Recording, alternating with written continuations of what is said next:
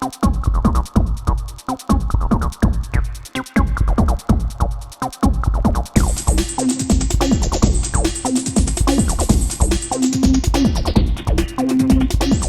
back to another episode of Music Matters Podcast. Today we've got one of the Haynes brothers on the show, Tommie Haynes. Thanks for coming on the show, buddy. No problem. Thanks for coming on, mate. So the way I start my questions with everyone is where you're from, where'd you grow up, and what got you? Whoa. We'll put that in the bloopers. That's brilliant. Yeah, that's quality. Right, that'll do. Right, sorry. That's all right. Is your place haunted or what? So, yeah, where you're from, where'd you go, where you grew up, and what got you on the path to your music journey? So, we're both from Kent, obviously the UK. Yeah, we're brothers. I'm 27 and Liam is 24. That's real brother love right there, mate. And yeah, I started sort of, I think it was sort of 17, 18, just before I could actually go into clubs. Started sort of, I suppose, hearing house music, really around that deep house era, I think. Yeah. Well, like the Shadow Child and that sort of thing. Yeah. Yeah, back in the day, yeah. That was kind of like the start of knowing more about house music, I suppose. Yeah, sorry, what else did you say about the question there? Sorry. That's right, mate. Yeah, like obviously you grew up in Kent, and obviously got you into your music journey. Like, you know, what sort of musicians sort of inspired you? Obviously, the house scene like in Kent in, was it 2010? I say was really kicking off, wasn't it? But like, what was the inspirations like before that, if there was any? Did you have any like, you know, musical influences when you were younger? Anyone in your family kind of like, you know, do any stuff, or is it pretty much just got into the listening to house music and then kind of wanted to get into it yourself? Do you know what I mean? I suppose thinking about it, there's always sort of been music around my house kind of thing. You know, if it's bloody reggae, you know, hip hop, whatever, there's always some sort of music going on in the house. Mm-hmm. As I was growing up, and I've always kind of listened to more hip hop stuff really as I was younger. I probably didn't have a clue what they were talking about, but you know, at that time sort of thing, but I was always kind of listening to hip hop. And then yeah, it was only until I got older then I suppose discovered house. Yeah, and so I guess what kind of DJs and what producers were you kind of into at the beginning there then? I think at the beginning it would have been like MK, as you said, Shadow Child, like Frankie Knuckles, and them sort of old school artists. I was sort of just about sort of learning a little bit about them, kind of maybe their main sort of hits and bits like that. They were the sort of starting artists. Yeah. Where, I was starting to get into it, sort of thing.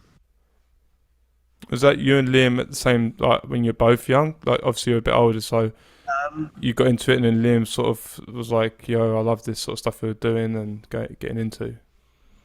I think it was me for a fair bit of time.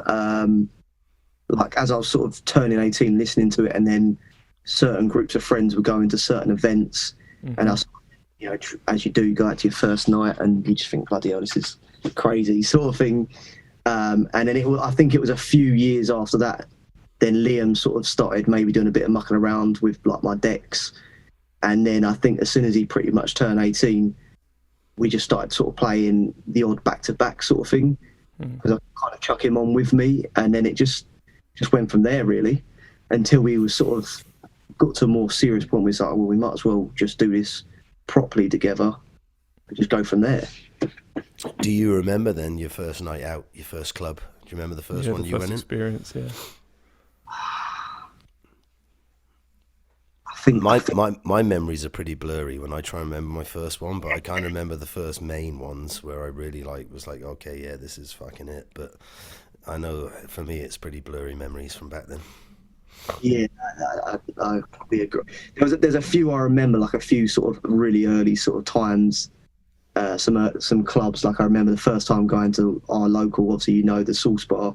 Yeah. I remember the first time going there, and I remember the first couple of times going to London as well, just being like, oh, yeah, this is crazy. This is Yeah, for me it was Mojo. Mojo was like, well, it was Source Bar originally, like, but Mojo I thought for me was the greatest because yeah, obviously like it was an old bombshell, right? And that's what I told you about. The roof was like arch, Yeah, so it's yeah. like the perfect fucking Acoustics. acoustics, yeah, for that, and they kitted it right out. It was, small dark room. And it's just it's the yeah. perfect little vibe in there. So what clubs in London did you like stuck out to you then, Tom? Like that Um, you I, loved? I remember going to Lightbox a lot Yeah, in Vox. Um, Yeah, I remember just the first couple of times going in there and just walking into that. They have that sort of like that main room is like all arch with just these little like LED lights everywhere. It just looks crazy. Like it just, I remember just walking in there and it was just thumping. And I just thought, oh, this is crazy sort of thing. And I had no clue at all. You go in there, you don't know anything about the music.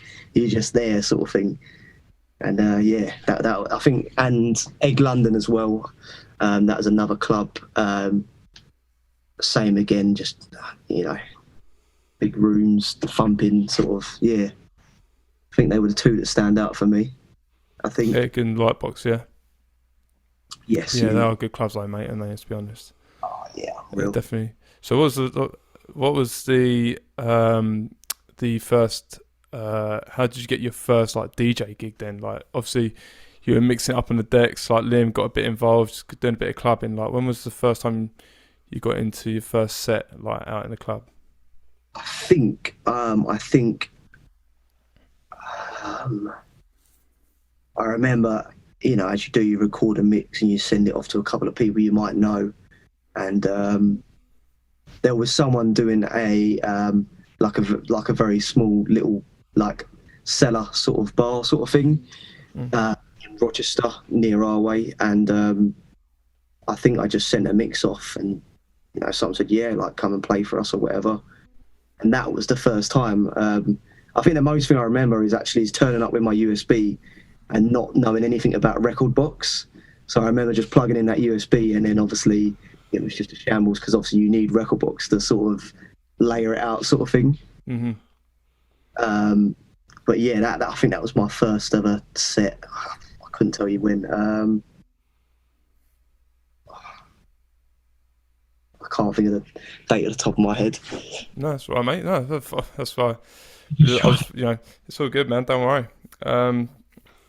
Because obviously I know, when did you sort of break into the Source Bar scene then? Because I think for our area, that's like the pinnacle time to sort of get in and start. Because I remember when I was playing there, and you popped up, and I was just like, he's like, bro, like, it's I want to play, and I was like, yeah, fucking get in there, man, do it. And you did well better than I did, for sure.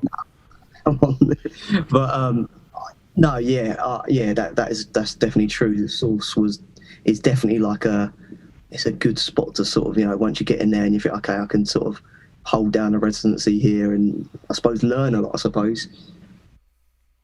I'm trying to think of when that was. Maybe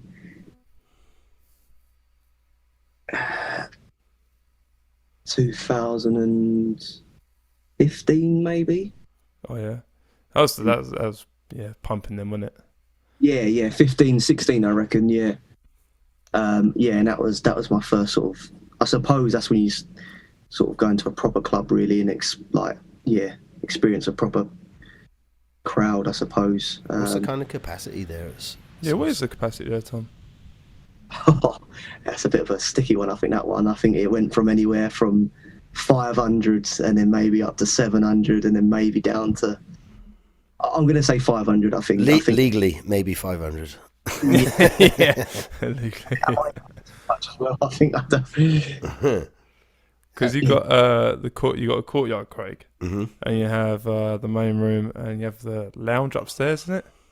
Yeah. Yeah, and the lounge is more of the groovy chill kind of thing, and the courtyard, I think, is the one where everyone starts to, you get in there and then like, well, I want to play the main room. Like, okay, then you kind of get involved in that. And but main room's kind of like 500-ish in the main. Yeah, I reckon so. Yeah. But the main room's all been kitted out now, right, Tom?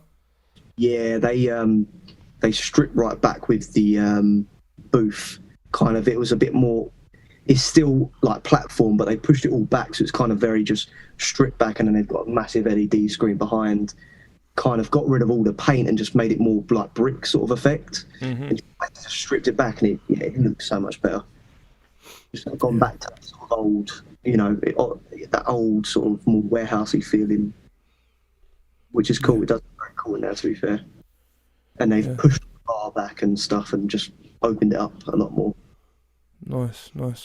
So, what was your first like pair of decks that you bought?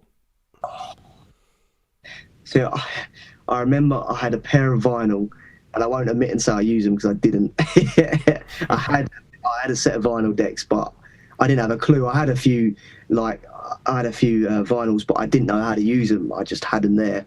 So I think I ended up selling them, and then I remember having a Beringa mixer, maybe a 4000 or something like that. It was quite a big chunky unit. Do you know what that one is, Craig? No, I don't know. It had a weird sort of effects unit in the middle. Isn't that the replica of the 600? It might have been, yes. Yeah, I'm not too sure. Yeah. yeah, I'm not sure, man. No. And Yeah. And then what about the first CDJs you got then? What model? Do you remember? they definitely weren't Pioneers. They weren't Beringa either. They were something else. Denon. I don't know actually. Might have been. I can't remember. They had like they had the CD unit and the sort of screen. I can't remember off the top of my head. I remember them having them sort of very sort of light jog wheels kind of thing. I think, I don't think they were USB. I think they were just CD actually. Then maybe what they were. I just can't remember the name off the top of my head. Just trying to think who else really made them back then. It was pretty much Denon, right? Pioneer. Newmark did some ones early on as well. Still Newmark? do. Yeah. Did they do ones CDJs? Yeah, Newmark have done CDJs through the time, man. Yeah. Not as many, for sure, and not as popular. No, you can see the CDJ 200 next to Craig there. Yes. Yeah. Our little museum piece. Yeah, it's a little museum piece now. Yeah, nice little museum piece. Paperweight now, isn't it? So I guess even as we're talking about equipment and stuff, going from DJing, when did you guys really first start kind of thinking about getting into producing, and what was the first equipment you kind of bought for that? Like, were you straight into just PC only, or did you guys get hardware? Obviously I see the keyboard right there, which is an M Audio. Not sure what model you got, but did you go hardware, or is it like software? Bit of it. I think I had a PC for a very short time and realising it just wasn't. I just didn't have the sort of CPU sort of thing. It just weren't. I think I went straight away and ended up just buying a MacBook Air as kind of like I knew, I'd get what I wanted out of it sort of thing. Yeah, I think the first thing I bought was a MacBook Air, and I just. I think what I was doing at the time was I kept buying little bits of hardware. I didn't really have a clue. Like, I remember I had the TR8, Roland TR8. I've actually got it again, actually. It is the TR8, sorry, yeah, TR8. I remember buying that, and I was sort of mucking about on it. I didn't have a clue. I think I sold it, and then just started mucking around on the MacBook Air on Logic. Just sort of bare basic, I suppose, just mucking around on Logic for God knows how many years. Probably that would be maybe 5 years ago. 5-6 years ago, yeah. And then I'm trying to think where I went from there. Oh, I spilled coffee on it actually, and I broke it.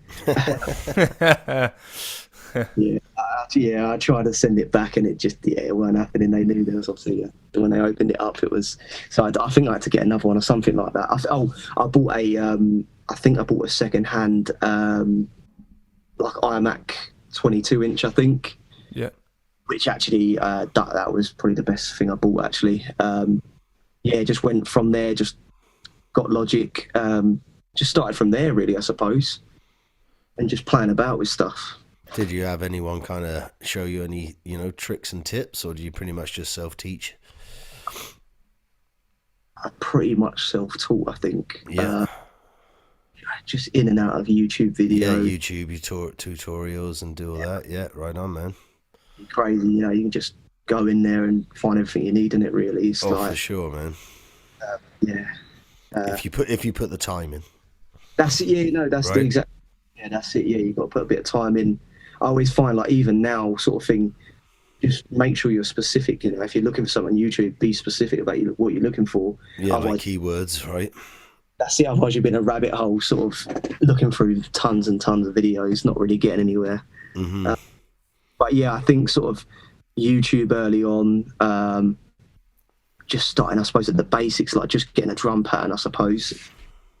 Just for that specific genre, right? Like for house music, just learning where to place hats, where to place kicks, and then from that, then did you learn, certain VSTs, plugins to buy, and then incorporating that to develop different sounds? I don't use Logic, so I don't really know if Logic's kitted out originally when you download it, or you have to, if it's any good with, It comes with especially now, actually, some of the new updates, they come with a good sort of stock plugin amount. But I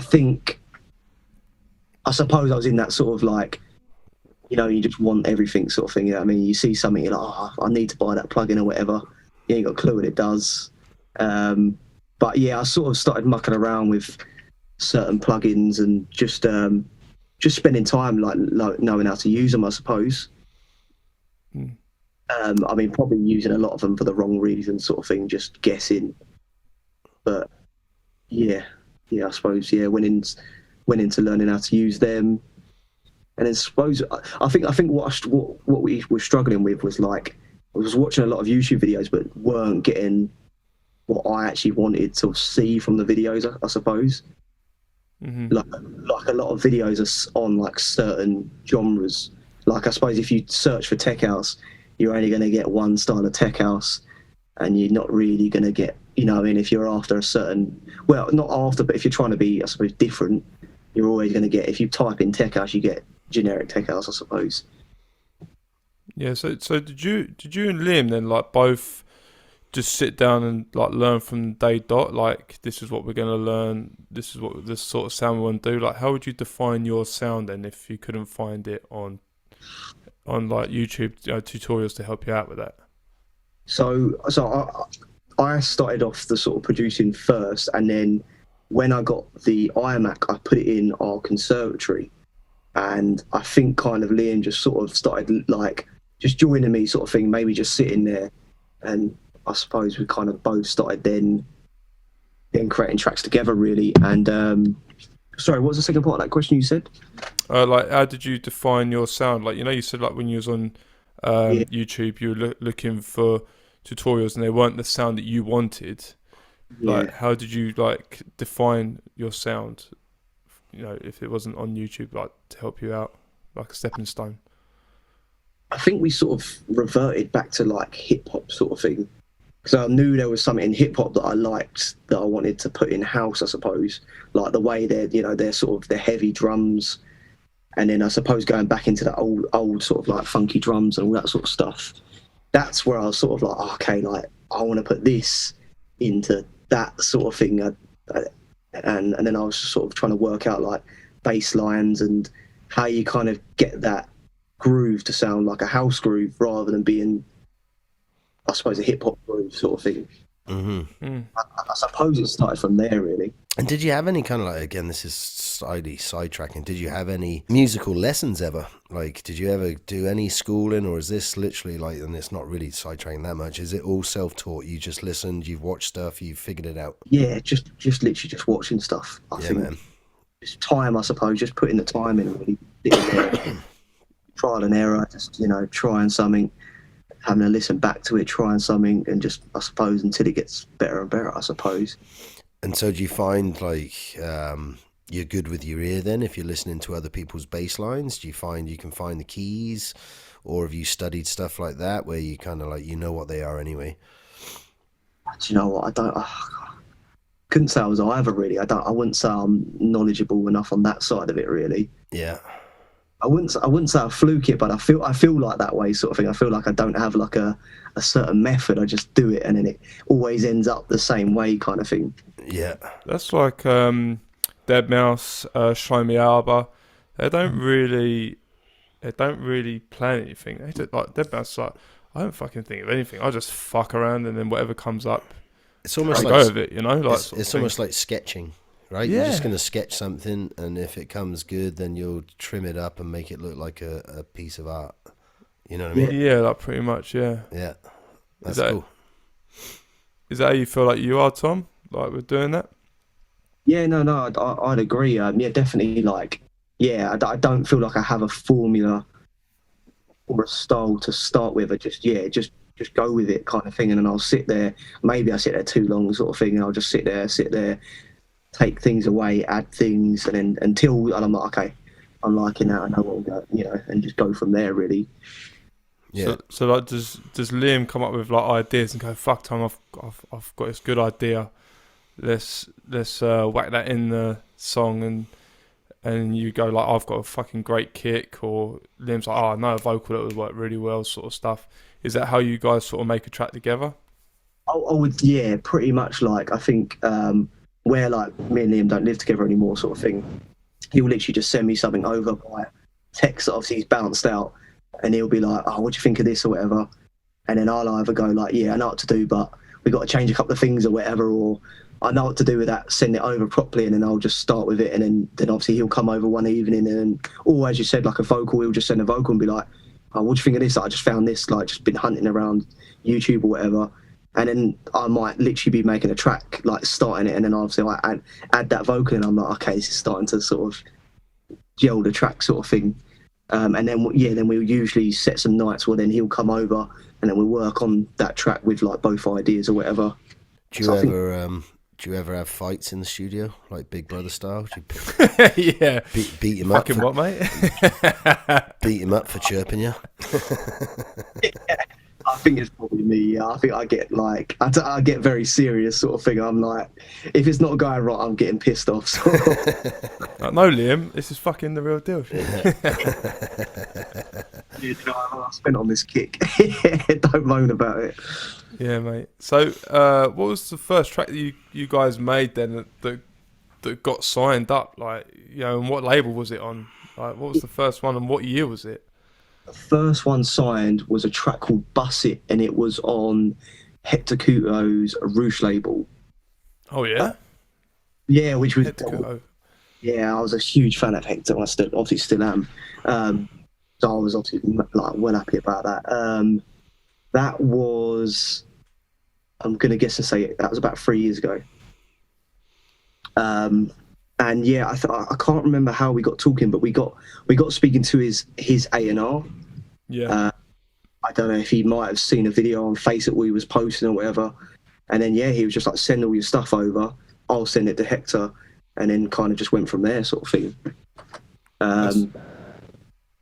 How did you So you met the A&R, then you just sent stuff to that, and the A&R guy just got you sorted? Yeah, I think he was like, I think he's quite a close friend of Hector's as well, sort of thing. So it was sort of just bouncing in between, sort of thing. He was literally like, "Yeah, that's fine. Like, I'm happy with these. Send them over to Hector. He's happy with these." And then it kind of just opened up like a bit of a like easy relationship with sending music back and forth, sort of thing, which had continued now. Because obviously that's like 3 years after you started producing. Did you like keep making tracks, testing them out on the dance floor, and then you thought, "I'm not quite ready to send some to labels yet," and then you sent it to that, or did you just wait till you found the right label to send it to? Yeah, I think I think for a long time I was just like, I suppose you just think, yes, it's not good enough. So I think we we was playing things in clubs, and I think sometimes like it's quite easy in a club for something to sound that little bit better, but maybe not as good as obviously it should be, kind of thing. Because I suppose it's well, you got the kick and the bass in the room, it's going to sound okay, sort of thing. So for a while, we was just playing tracks that like, oh yeah, this is great. But then I suppose stepping back into the studio and starting a new track and then realising that track was so much better than the track before, that's when I sort of kind of realised, I was like, okay, they actually are getting better. And then I don't think it was the label like choosing Roosh. It was just the perfect timing sort of thing. Like he sort of said to us like, oh yeah, send all your promo over, sort of thing. So I literally just sent him all the tracks that probably I didn't like, sort of thing. And then that just opened up the connection, I suppose. Even if he didn't want to sign any of them, sort of thing. How did you go about getting it mastered then? Do you do your own mastering, or did you? I was actually just Was about you to ask. sorry? Oh yeah, it's okay. It's all good, man. Sorry, man. Yeah, sorry. Go. Go on. No. I was just going to say, I tried mastering for a little bit at the beginning stage. It was probably what I thought was good mastering, but I was just kind of just winging it, sort of thing, with the mastering. And then there was a friend of mine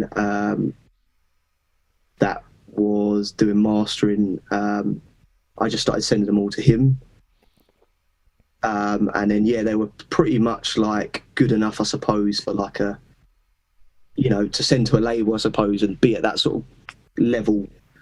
So I've never really done it myself. If I'm trying it in a club, or we're trying it in a club, then I'll do a quick master, sort of thing, like just before. But it's not something I sort of like think, okay, I want to learn that kind of thing. Not yet, anyway.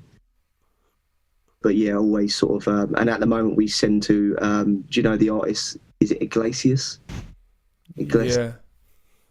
So he does our mastering at the moment, which I'm quite happy with. To be fair, he's I feel like he knows. Like, I don't know. I like how he masters, basically. Mm-hmm. Mm-hmm. He pretty much knows what you want it to sound like. Yeah, that's what it feels like anyway, yeah. When you got signed to Hector Couto's label, did he play it out in his sets as well? Because I remember seeing a video of you boys.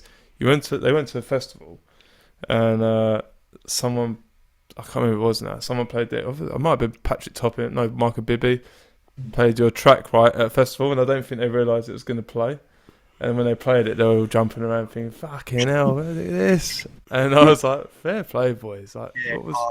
It was like perfect as well, because obviously we'd just come out of lockdown. It was like the first, like, one of the first festivals we'd been to, sort of thing. And we knew we'd got the music over to him, but obviously we didn't know, like, we knew he'd download it, but we had no clue, obviously, if it's like going to be played. And then he plays back to back with Martinez brothers, and we're just in the crowd, just enjoying it. Then like we hear the vocal pop through, and it's just like, unreal. That must be a pretty special feeling, eh? It's great, absolutely great, yeah. Yeah, man. What song was that when in your from when you started your first one, Bust It, that got signed? What song was that got played? Was that Bust It, or was that? That was Big Booty, which was quite recent, actually. I think it was it got signed the end of last year, but I think it was maybe like 6 or 8 months made before that, I think. Okay. So that was probably more recent, yeah.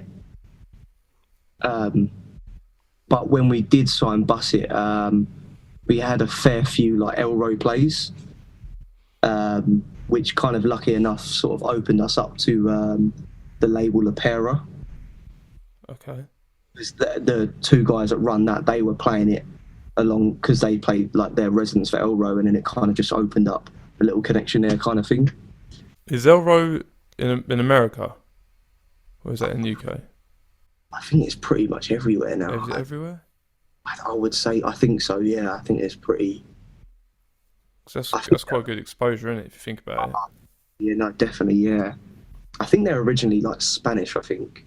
Oh, really? And they do like crazy stuff everywhere. Kind of sidetracking, I guess, but changing the subject totally.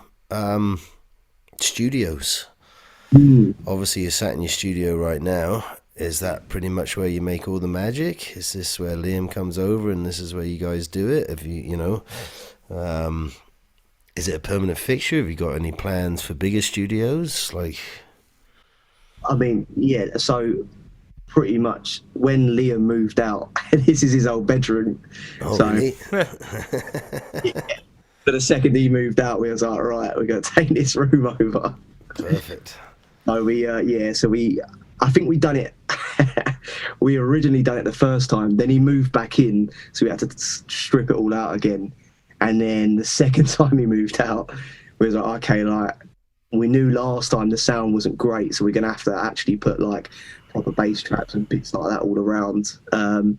So yeah, we've pretty much been here ever since. But we are in the process of building a studio at Liam's.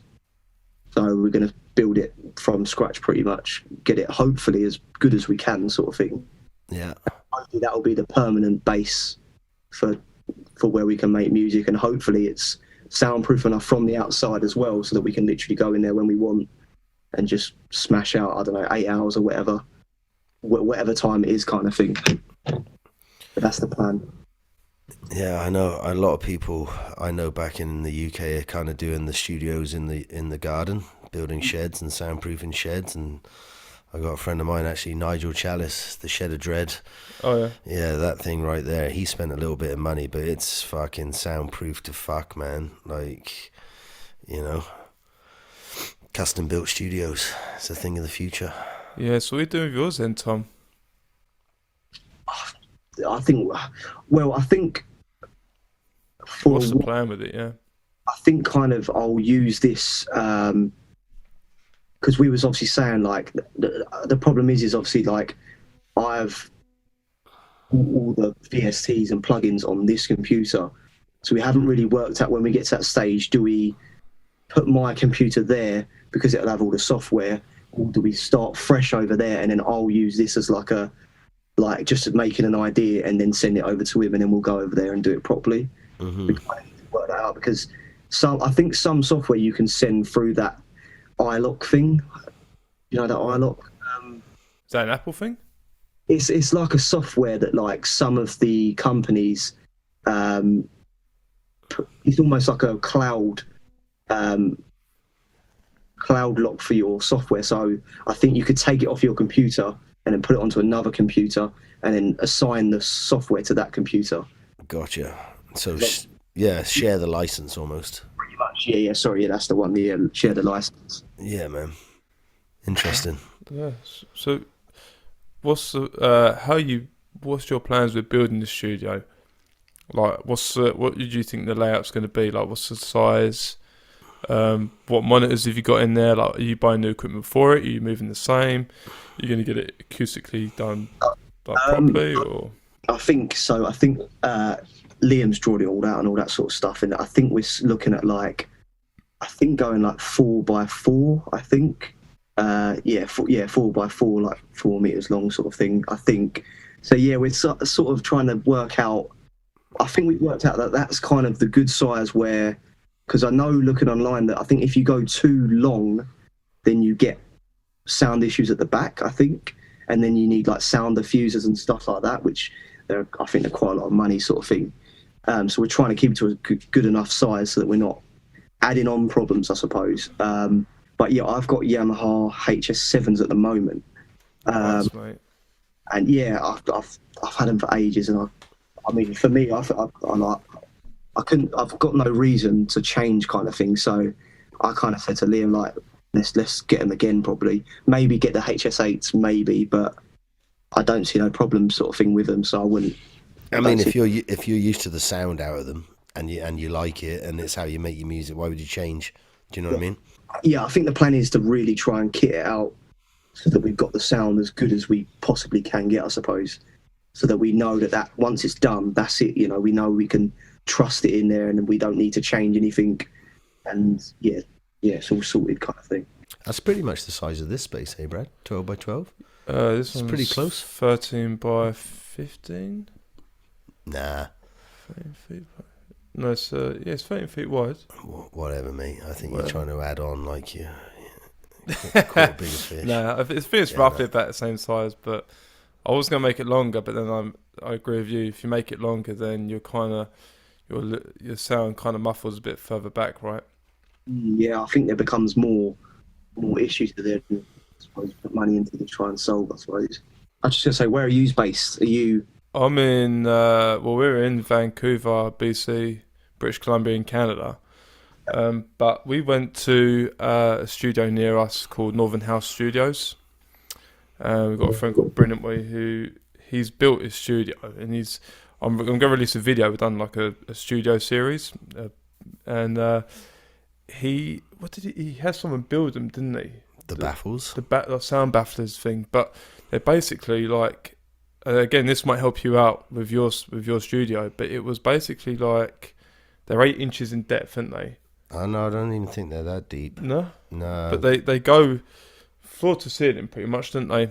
And they got slats of wood like that, and then felt, but inside is just there's different sort of cut bits of wood. Like he had someone come in and like with a sound thing. They're really nice custom built baffles. Yeah, for sure, and he said that he put the studio speakers in first, and he's got barefoot monitors. Do you know what barefoots are?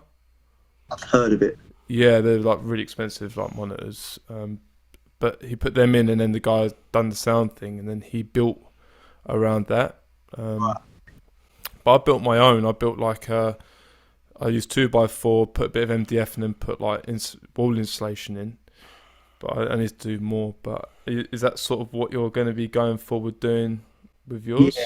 Yeah. It's funny you say that because I in here I've got I think they're gig acoustics. Like I've only got 4 at the moment, but we was kind of working out that obviously if we wanted to do it properly, it would just be too expensive. Mm-hmm. Where as you can pretty much make them yourself. Absolutely.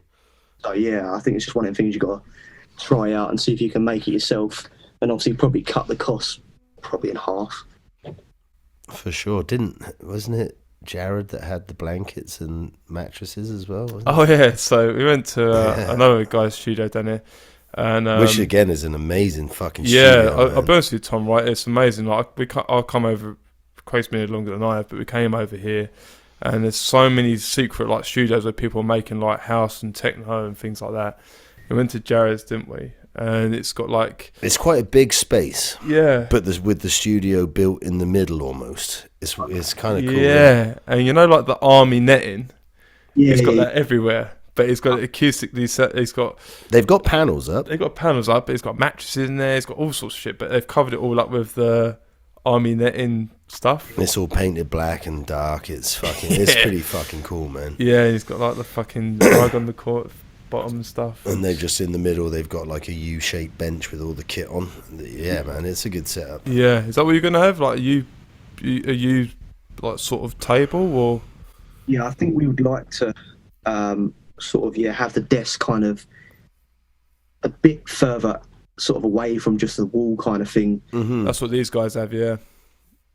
I think sound wise, I think it's supposed to be a lot better sort of thing, rather than being backed up across the wall, with the speakers too close in kind of thing. Yeah, man. I think that pretty much is what these guys have gone for. Their thing is right in the middle of the room. Same as Bryn's. Yeah, Bryn's is Bryn's is in the middle of the room too. Right?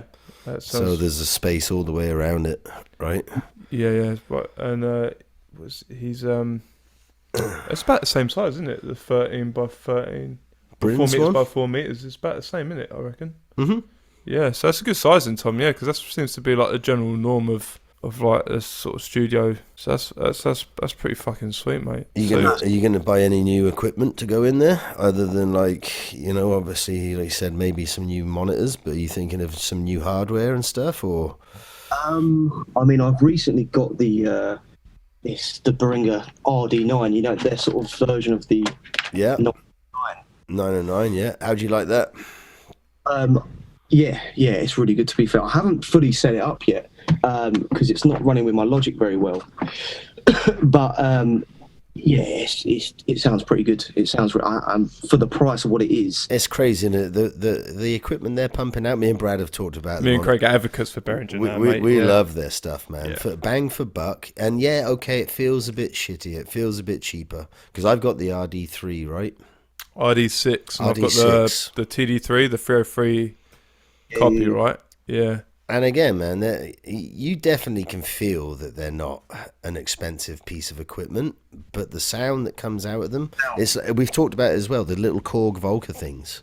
Those little boxes, for how cheap they are, the sounds that come out of them is fucking amazing. £50 each. You yeah. know what I mean? So yeah, I'm almost kind of interested to see how you kind of churn some stuff out on that 9. yeah. I need to properly set it up with Logic. I mean, I might have to move to Ableton to get it up properly because Oh no, he's going to move to a different door. Maybe just to use the drum machine. I don't know yet, but it seems to be a pain in Logic for some reason. But yeah, like you said, the stuff that they're making at the moment for the price is pretty unreal. Like, you could literally have like 3 of their drum machines, maybe even 4 for like the price of like the new Rove. Yeah, exactly. Yeah, exactly. Yeah, man, it's fucking insane. And again, yeah, it might not feel as great, but it sounds fucking, unless you're a full-on, you know, one of the geeks that knows every fucking sensor that's inside of the original 909, you know what I mean, and all the transistors, and you actually know how they all sound. Unless you're one of those audiophile weirdos, then it sounds the same to me, man. Absolutely. You know? Yeah, definitely. What's the next piece of equipment that you do want to buy? Have you got a pair of decks now? Yes, we just share them. I've got them at the moment actually. They are. It's the 1000 XDG. It's like the sort of all-in-one. Oh, so yeah, like a controller. Yes, yeah.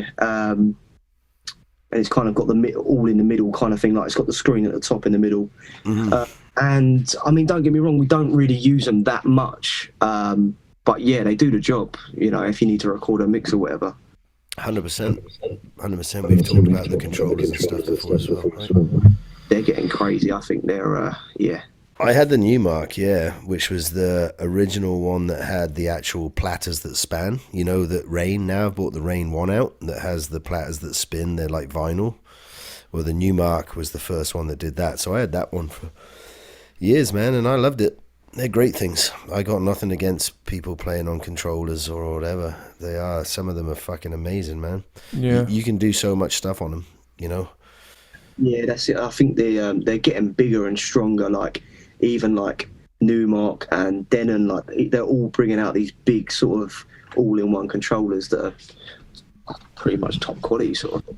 Oh, for sure. Even Pioneer, like, what's their main one right now? I'm trying to think of the newest model. XDJ1, is it something? X1? Yeah. Is that the biggest, newest one? I'm not sure. I don't know. I'd have to look. Yeah, I could look on my phone right now. But yeah, anyway. Yeah, I know fucking some of them, man. And the good thing about the controllers, and we talked about this on one of the episodes, and again, which is why I think they're great for some people. Like, I play vinyl, right? I've got my Technics. I've got my 2-channel fucking mixer. I have done the Serato. I can still do the Serato DVS and whatever. But for someone that wants to get into DJing, a controller, like, if you wanted to go out, we talked about this the other day, you want to go out and get your CDJs and a mixer, you're looking at fucking thousands of dollars, thousands of pounds. Like, by the time you get if you want the 3000s and the V10 we talked about the other day, you're looking at $13,000 in Canada. Do you know what I mean? And if you don't know how to DJ, why would you spend that money? But for a couple of $1,000s, you can get a really good controller that if you did go and play on those CDJs, you'd know how to play on them. You know what I mean? Yeah, no, absolutely. It's easier than ever to sort of, yeah, as you said, literally buy something for around 1,000 and have a good setup ready. Yeah, have a good enough setup to get a good idea of how to do it properly on a real set of shit, right? Mm-hmm.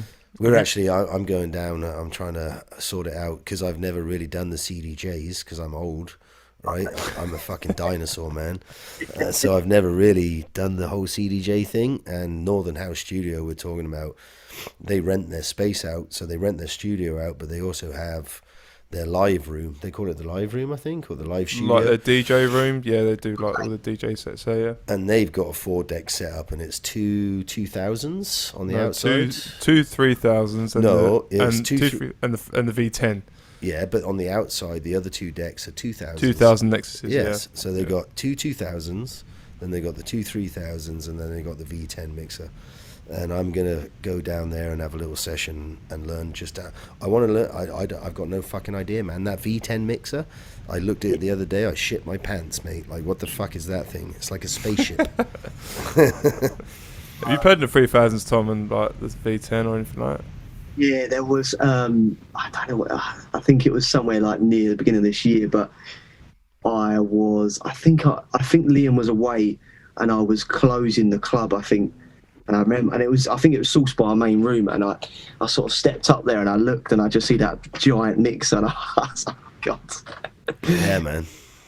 I think that was more like the competitor to the Model 1, right? To do like analog and send effects and stuff like that, I think. But yeah, I was going to say, it's definitely, the sound from it is unreal, to be fair. So you pioneer through and through then, or you do like Allen and Heath mixers, or... I've always said that I prefer the sound that comes out of Allen Heath, but I prefer the effects and bits like that on the Pioneer. I gotta admit, I've said this in a couple of episodes. I've got an old 600, right? Yeah, which Pioneer. is an old fucking dinosaur mixer, which I got to sell that thing actually. I saw someone trying to sell one for $500 the other day. Anyway, I'm squirreling. I never really liked the sound out of it. Really? Yeah, man. Like, it's okay, right? It's just, I don't know what it was about it. And even, like I said this when we were at Northern House, and don't get me wrong, that V10 sounds fucking amazing. I'm talking about some of their older ones. I don't think the sound card that was in them was ever as good as some of the others, like Allen Heath's. Yeah, you plug those in, man, that's a deep sound. Like, I just prefer the noise that comes out of some other mixers. You know what I mean? Like, right now, I've got just like I said, a 2-channel mixers. The sound out of that compared to my Pioneer is fucking uncomparable, man. Like, I wouldn't. As soon as I fucking plugged it in, I pretty much just threw that Pioneer on the side and went, yeah, fuck that, man. You know. It's almost like. Sorry, I was just going to say, it's hard to explain it, but it's like that. It's just so much smoother. It just sounds more level and harsh, sort of thing. Yeah, and like I say, deeper. Cleaner. Yeah, mate, for sure. What was the best club you've played in, Tom? Like, what was your most favourite club or the most achieved club you've played in? Because I know you've played quite a few, haven't you? Like, achieved is different from favourite, though. Achieved is like, yeah, what's the like most the best club you played in? Yeah, like, it's kind of like a double-sided question. But what's your favourite? Yeah, I think that's the best one. Yeah. I would say. We've done a few. They don't do the event at the moment, I don't think, but we've done a few of these events called Dusk Till Dawn. Well, I think it was Dawn, but basically it was in Lightbox in London. But they open the club back up at 6 in the morning till 12 in the afternoon. So like they'd have like a Saturday night, and then they would open this again at 6 in the morning till 12 in the afternoon. And I think once we played 9 in the morning till 12 in the afternoon, and I would say that was probably one of the sort of more favourite sets, because it's a different atmosphere kind of thing. Everyone's pretty messy.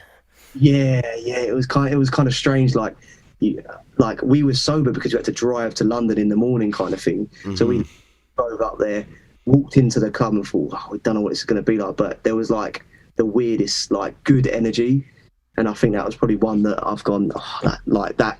I suppose more the event and the time, but everything together, you know, with the club, it was just like a really cool setting. Yeah, man, that's almost like Space in Ibiza, right? Fucking opened at fucking 8 o'clock in the morning on a Sunday.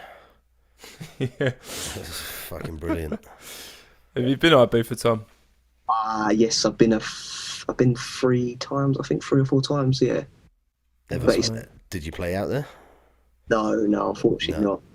That's a dream, eh? Oh, absolutely, yeah, definitely. I'll tell you what, mate, you're going to get there. I promise you that. You will. Maybe. I will see. So what was the What was the event that sort of stood out to you the most, where you were just like blown away by it, that you've attended? It's like the best event or DJ set you've seen, or even the one that you've played? Like, which one's like, fucking, I'll never forget this experience? I know you said Dust Till Dawn was like a good experience.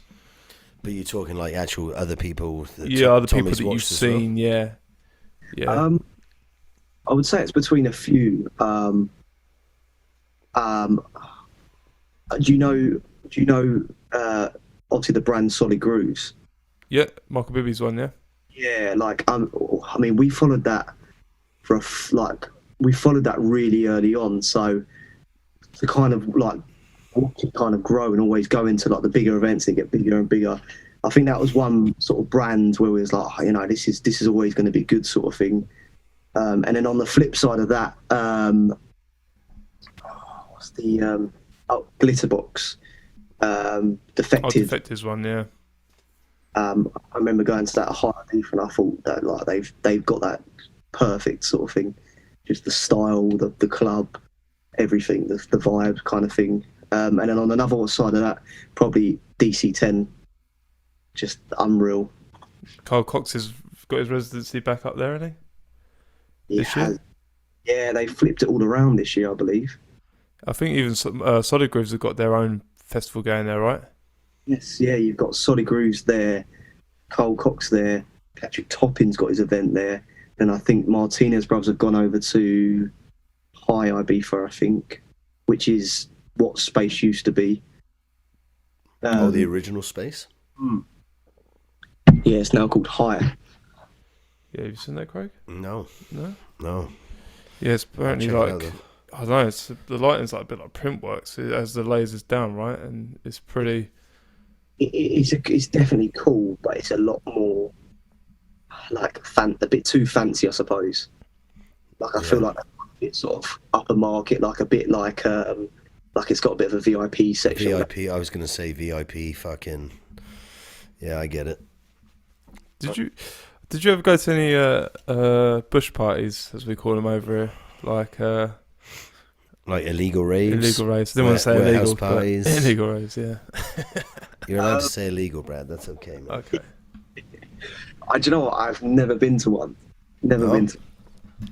Oh, really, eh? What about yourselves? I did quite a few. I went to a few drum and bass ones. Yeah. I just fucking turned up and was just like... Craig's story about this is fucking hilarious, because... Not because of his age, sorry, bro. But it was more like... You're better off explaining it, but with the whole writing the note, wasn't it, and the telephone? And... Yeah. Like I went to some of the ones like early on. Sort of, I missed the 88 thing. I kind of sort of 89, 90, more 90-ish, but caught the tail end of 89 again, where it was like, yeah, man, it was fucking illegal parties in the middle of nowhere. I grew up in sort of out in Swindon, Wiltshire, southwest of England, where a whole load of them went on.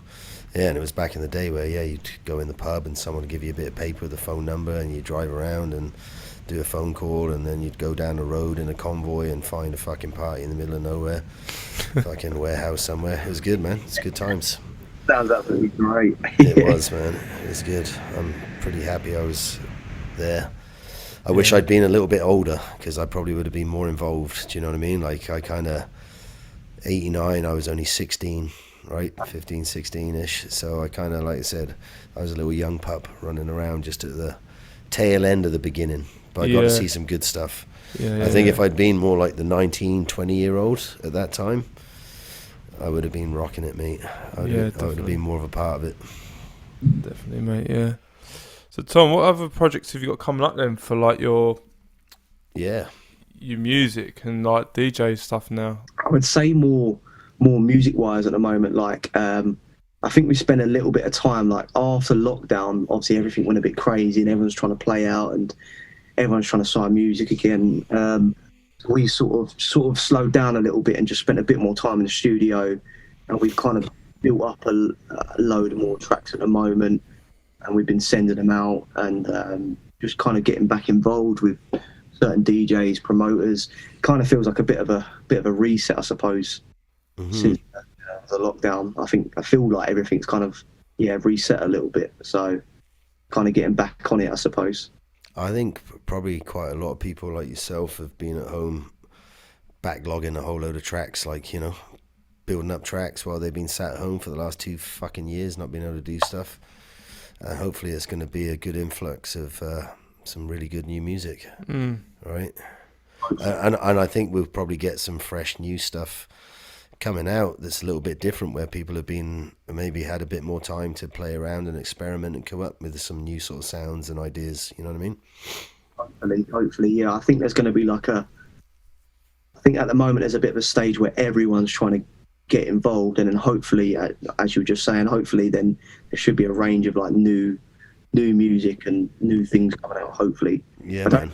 Yeah, but I think it will. I'm sure it's going to happen. Yeah, I think so for sure, man. I think, you know, as an artist, if you're pretty much locked away for 2 years, you're going to start experimenting no matter what art you do, right? And something new could come of that. It's good. Did you ever do any of the live DJ streams or anything like that time? Or you and Liam, did you ever do like the live streams during lockdown? We done one. Yeah, we done one here. I think that was about it, really. Yeah, we just done the one. I think because it was so much sort of like I was kind of trying to put as much effort into the studio rather than anything else, kind of thing. So we only done the one, really, which it was good, but I don't think it was really what we was, you know, after, kind of thing. I think a lot of people all of a sudden realised they could do live streams from their house with a webcam, right? And all of a sudden there was just fucking live streams everywhere. Yeah, exactly. Yeah, I think that's definitely another reason as well. Like, everyone was doing it, so I don't know why it just then didn't interest me as much to do it, I suppose. Mm-hmm. And it's a totally different vibe too, isn't it? It's not surreal, is it? It's not the same as, obviously No. It's not the same, but it's not the same as being out where there's other people. You just stood there and you're playing music. It's almost like, I guess, being a radio DJ, you're going on and you're playing a set and you're hoping everyone's liking it, you know, but your live stream, you don't really know. I wouldn't get into it quite as much. Nah. As playing out. I think every fucking Tom, Dick and Harry was doing them, weren't they? Oh, for sure, man. Do you know what I mean? So, what was the... do you think, this sort of question I want to ask you, do you think that your sound from when you started is different to your sound now from producing? Yes. Yeah. Yeah? Yeah, I think it is. It is, but then I feel like we then start reverting back to it slowly. I think, I don't know, yeah. It is, yeah, in a way. Yeah. I think like we kind of go through phases of like a certain part of a sound, and then we go back, and then we start going back to maybe how we started. I'm not sure, really. I'm not sure. And how long does it take for you to start a track and then finish it? Oh, that's a good question. Yeah, so I had to chuck that in there. Because I heard you saying earlier that you'll spend 8 hours on something like I don't know, let's just say you spend 8 hours on the kick. Yeah, I would say I'm just fussy. Do you have a process? That's what, because there's other producers watch this show, obviously. So Yeah, do you have a solid workflow? What's your workflow that might help someone out? I usually literally I go for the drums, but without the kick, I suppose, because I suppose when you add the kick, you know, that sort of puts it all together. So I'll just start kind of trying to make the drum groove, and that's where I can get a bit stuck, because I might spend like 4 days just mucking about, and then listen back to it, and then not liking it, and then changing it, and then silly things like changing the hat again, you know, like just back and forth. So yeah, I just spend a lot of time on that sort of drum groove, and then I sort of add in a kick. Then I'm trying to find like how I want the bass to sound, then a vocal idea. Then I'll sort of muck about with the vocal and trying to make sort of something work through, you know, with the groove. And then once I'm happy with that, then I'll start making the arrangement. Yeah, I don't really have a great formula. I think I just do it, I suppose. Yeah. And like, what sort of VSTs would you recommend people to, or plugins to purchase for? Because what would you say your tech house, like house, like Yeah, deeper I'd say tech house. Yeah, tech house? Yeah. Like, what sort of plugins would you recommend for someone to purchase, like to make music?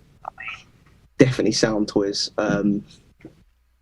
Anything from Sound Toys. I think they've got over just under 12 plugins.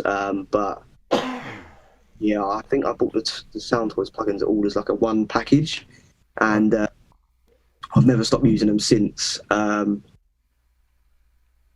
Anything from Sound Toys, Waves as well. I think they're kind of like the classic ones with Waves. What else? Oh, Sugar Bytes Looperator, something I bought recently. It's kind of like gives you like a 16-bar wave, and then you can add like any effects to whatever audio you're putting into it. So you've got like stutters, vinyl cut-ups and bits like that, but it's got like this little randomizer effect, so you can literally just keep tapping it and finding something you might like and then using that in the track kind of thing. Anything from UAD. I think that's about it, really. Do you do any of your own vocals? Because I noticed he's got the microphone in the back. Do you get a bit involved? I try, and then I think I need to. I either need to like try and learn a bit more, or I need to get a better mic. But I'm not sort of. I try, and then I get a bit like, this is too weak, sort of thing, and then I just start looking for other vocals. I've done mine before, and I adjust the pitch because I hate my voice. That's exactly what. Literally, yeah. I'll put a bit of distortion on it. I'll change the pitch. And fucking turn that down. Yeah. Like for producing, like have you got any tracks ready to be like signed and ready to be released soon, or any DJ sets coming up? So at the moment we're sort of we've got a lot of projects that are going out to certain labels that we've been in contact with to sort of get an EP going. So that's all sort of, I suppose, to be continued as such. We have been toying with the idea of a label as well at the moment, which is we're sort of in the middle with at the moment. Like we've got it ready. We're just making sure we've got the right music that we want for it, and also we can put in the right like energy, I suppose, into it to make sure it actually goes well, rather than just saying, oh yeah, we've got a label, but then we don't know how to distribute it properly and promote it properly, kind of thing. You got any other artists you want to put out on your label, or is it just for you and Liam? I think for the meantime for us is literally just us. Yep. Just so we can put it into, say, more singles and sort of put it out. And then hopefully once it sort of becomes a bit more known to some people, then hopefully the right artists come back, hopefully, and just send in, maybe then people just send in promo anyway, and it just sounds right, sort of thing. But I think for the meantime it'll be just us. What advice would you give to producers or DJs, starting in 2022, because for me, I think in the UK it's quite saturated. Like, I met Craig in Canada, and he's like, "Oh, you're English and you're a DJ too." Everyone's a DJ, right? But what advice would you give to someone just starting out? I think, as you said, it's so saturated. So I would give the advice that literally, like, put all your effort into really learning like the craft first, and really trying to be different. Not to the point where you're just constantly trying to be different, but don't listen to like what everyone's doing and then think, I'm going to just do that the same sort of thing. I think you've got to really try and push the barrier a little bit. And I think as well, especially anyone starting now, like, you've got to know social media. Like, you really have. Like, I don't think you can just go in and be like, oh yeah, I'm a DJ, I make music or whatever. I think you've got to know, not know how to crack sort of social media, but you've got to put just as much effort in, I think, to social media now. For sure, like self-promotion, you know what I mean? Like, it's totally self-promoting and media knowledge, right? Yeah, yes. It seems like now it's, you gotta be doing everything kind of thing. So I think, the advice would be to really learn social media, as well as obviously making sure you're really like learning your own craft really and trying to make your own kind of sound, I suppose.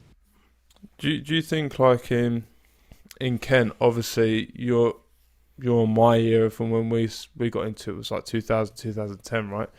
And that was kind of like I think the early stages of when house music was really starting to come to younger people. There's obviously a younger generation than you and I now. Yeah. How do you think that generation is coming to the music scene in Kent or in London? How do you think they're different from us now? Like the sound, like do you think like now? Sometimes I think the sound is more of remixing old tracks with the vocals than it was more about than the grooviness bass lines when you and I sort of got into it. It's a great question, yeah, because it's one of them you could sort of go into. But yeah, I think especially like coming out of lockdown is when you realise, and you go back to the clubs, realise there's a whole generation that are now obviously going out. But I think it's on there. I think at the moment, and I always say to Liam, like, I don't know how long that's going to last, but at the moment it really is just like, I think, yeah, a lot of people are making them sort of like very well-known vocals, big sort of R&B remixes and stuff like that. But I think the worrying side for me, I think, is like, this is the next generation, then they're not being taught, like, unless they really search themselves, like, whereas you're saying we was like, just coming up to like the bass lines and stuff like that. They're coming up to like this sort of already well-known music kind of thing. And I don't know if it's going to then bring on to the next lot of producers and DJs that are just going to be playing the same remixes, I suppose, if that makes sense. Yeah, like every track's going to be a remix of an R&B song. Because again, like when you and I got into it, it was like Shadow Child's Hot Natureds, you know, Hot Natureds. What's it called? What was their big song? It was REN3 remix they did. But that was, and I've said this to Craig, like back then it was more just a kick and a like, and that was it, and everyone was like, "Fucking, this is banging." And now it's like more hats, more kicks, more effects on the vocals, and definitely like you're saying, more of like an R&B kind of vocal that's everyone's going to be like, "Oh, I remember this," or "This is what." And I think as well, like it affects like I suppose, say if we was playing R for a DJ and he's just come in and he's played like, you know, very well known, as you said, remixes and R&B vocals, then when you try and step up and you've got to go, okay, we was aiming to play like 80% of our own music, it becomes a bit more challenging because obviously they're all waiting for them sort of vocals kind of thing. So it definitely does change it, but I don't know if that's going to last, or I don't know. The DJs, I see there's a lot more like brands and things like that coming up now in the UK. The DJs, do you think me and Craig talk about this quite a lot with like warm-up sets. Like when you and I done it, we learned how to warm up the dance floor in order to get, because you know when we done it, it was hard to, like you suppose yourself, Craig, was getting 6 people to dance that are only in the club on the dance floor, and starting off. What do you think the DJs are like now, from that new generation of like warming up and reading the crowd? And yeah, I think it'll always be a thing, but I think that sort of warm up DJ thing has kind of become a bit more like. Yeah, I think if a lot of people go in too heavy, you know, and just play the sort of peak tracks because I don't know. I suppose some people might think that if they play the peak tracks, then people are going to recognise it a bit more. But reality is actually if you warm it up nice and slowly and get people in the mood, even if they don't know the tracks, it's just, you know, that you're warming into it. It just works, you know, it just works. It helps people relax into the night, I suppose. Yeah, no, there's always, you know, it doesn't matter if you're going to call yourself a warm-up DJ. There's the beginning of the night and the end of the night. And through that fucking evening, no matter where you are, you got to go on that journey. And it starts off kind of like slower and it gets going. And at certain times, it's supposed to fucking peak and, you know. So, is there anyone you've actually warmed? Who's the best sort of DJ to you that you've warmed up for? Tom, you and Liam have warmed up for. We warmed up for Steve Lorna, yeah, which is pretty cool. It's quite good timing as well because just before that, a few months before that, we released on Viva, so it was quite a good timing sort of thing. And obviously, then we was warming up for him, but I can't think of the top of my head. But yeah, that was definitely a good one. Oh, you released on Viva. That's his label, right? Yeah. Fucking fair play, mate. Yeah. I mean, I think the annoying thing was like it was all agreed sort of through lockdown, and we was kind of waiting for lockdown to lift to then like try and get the release in kind of thing. And then I think lockdown, obviously, as we all know, went on for fucking ages. So I think we just had to release it in the end, which was a bit of a shame because we could have hopefully pushed it a bit longer until lockdown dropped, sort of thing. But yeah, it's a great achievement, sort of thing, definitely. It's kind of changing it a little bit, but not really. But when you and Liam do DJ sets together, do you do full back-to-back, track, or do you like just wing it through the night? Do you plan your sets, or do you just kind of see what the crowd's doing and kind of wing it? Yeah, I think most of the time we usually aim to play 70 to 80% of our own music, just so that we're really like testing stuff out and I suppose learning stuff about our own music. But yeah, we usually like almost like he's on the left C DJ, I'm on the right one, sort of thing, and we just go literally one each, sort of thing. Yeah. About the effects and stuff, sort of thing, and we just flow from there really. Kind of do plan, but I suppose with our own music we're not planning it because obviously it's there, we've made it, sort of thing. Yeah. But we'll find a few new tracks from other people so we can add them in. But yeah, we just go with the flow from there really. Just sort of, I suppose, yeah, once you get there, you can kind of tell like how to start and then how to sort of go into the rest of the set.